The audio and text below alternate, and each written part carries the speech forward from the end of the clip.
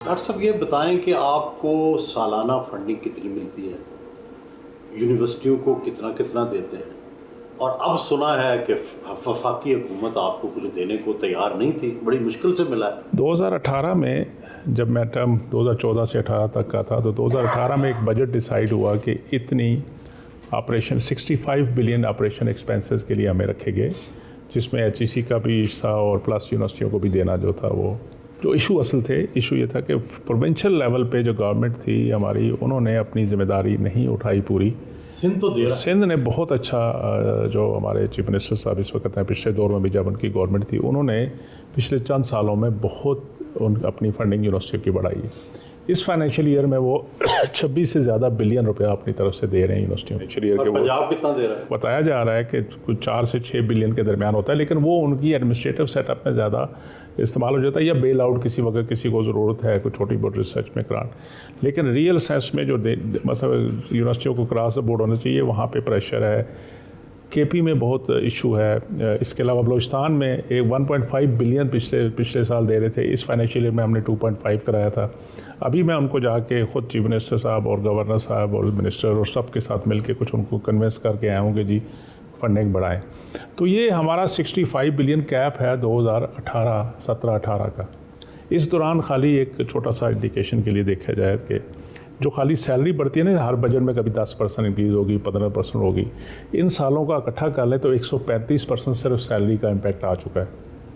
लेकिन हमें कहा जाता है कि अपने रिसोर्स से बीट करें। अब पब्लिक यूनिवर्सिटीज़ हैं, आप उनको, आप लाहौर में बैठे हुए हैं कि प्राइवेट सेक्टर 15 लाख रुपए तक भी फीस हो रही है, 20 लाख भी हो रही है कई जगहों पे। अब प्राइवेट जो यूनिवर्सिटियां हैं उन पे कोई आपका ना चेक है, ना टैक्स है, ना उनसे आपको हिस्सा लेते हैं। प्राइवेट सेक्टर पे जो हमने टैक्स लगाया वो ये लगाया कि आप जो बच्चे मेरिट पे आ जाएंगे और अगर वो उनका नीड डिटरमिन हो जाए तो वो प्राइवेट सेक्टर उनको फ़ीस रिबेट करेगा, उसको फ़ीस में डिस्काउंट देगा, उनको फ्री भी पढ़ाते हैं प्राइवेट से। तो हमने 10% का हमने उनको लगाया है, लेकिन बहुत सी यूनिवर्सिटियाँ उससे ज़्यादा भी कंट्रीब्यूट करती हैं। इस साल जो प्रेशर बना कि फेडरल गवर्नमेंट सिर्फ फेडरल यूनिवर्सिटियों के लिए फंडिंग करेगी, सूबे अपनी फंडिंग खुद संभाल लें, या कहीं फैसला नवंबर में पिछले साल हुआ, तो उस पर हमारे लिए भी था। हमने सूबों को, हमने तो प्रोजेक्ट पूरा बजट 126 बिलियन का भेजा था, जो फाइनेंस मिनिस्ट्री से मिल के हमने रियलिस्टिक होके कि क्या गैप्स हैं, इतने सालों के जो गैप्स आ चुके हैं उनको कैसे कवर किया जाए।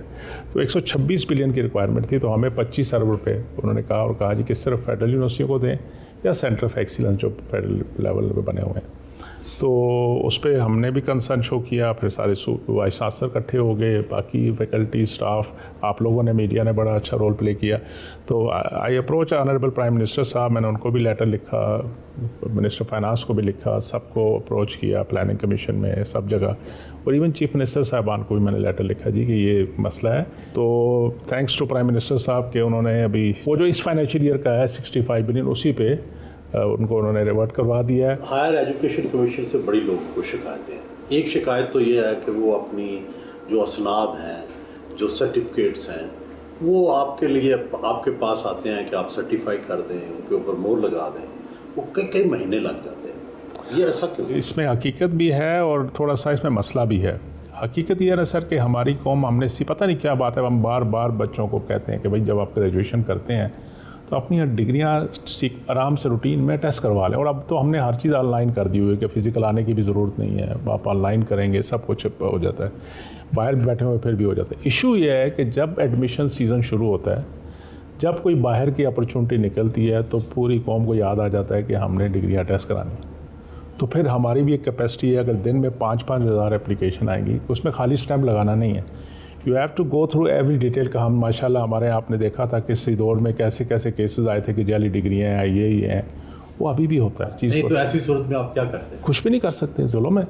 और जो चीटिंग करते हैं हमारे पाकिस्तान में हो रहा है, एक TNE के नाम पे यहाँ से फ्रॉड शुरू हो गया था कि LLB यूनिवर्सिटी कॉलेज लंदन के 3 साल की डिग्री है, और वो बड़ा दुनिया में बड़ा अच्छे नाम से अच्छा कराना है। हमारे लोगों की कसूर है कि उन्होंने शॉर्टकट मारा, क्योंकि HEC ने पिछले दौर में कहीं डिफाइड कर लिया था कि टर्मिनल डिग्री लाओ और स्टैम्प करो, हमें कोई ज़रूरत नहीं चेक करने, which was wrong practice basically looking at the Pakistani dynamics. तो उसमें मसाइल आते हैं। अभी भी हम एक्सपीडाइट भी करते हैं, हमने 24 आवर सर्विसेज अब शिफ्ट कर दी हैं, वीकेंड पे भी लोग होते हैं, तो अब बैकलॉग इतना नहीं है, इतना टाइम लगता नहीं है। हायर एजुकेशन कमीशन के क़याम के बाद इस बात में किस हद तक कामयाबी हुई है कि हमारी यूनिवर्सिटियां भी इंटरनेशनल रैंकिंग में आ जाएं?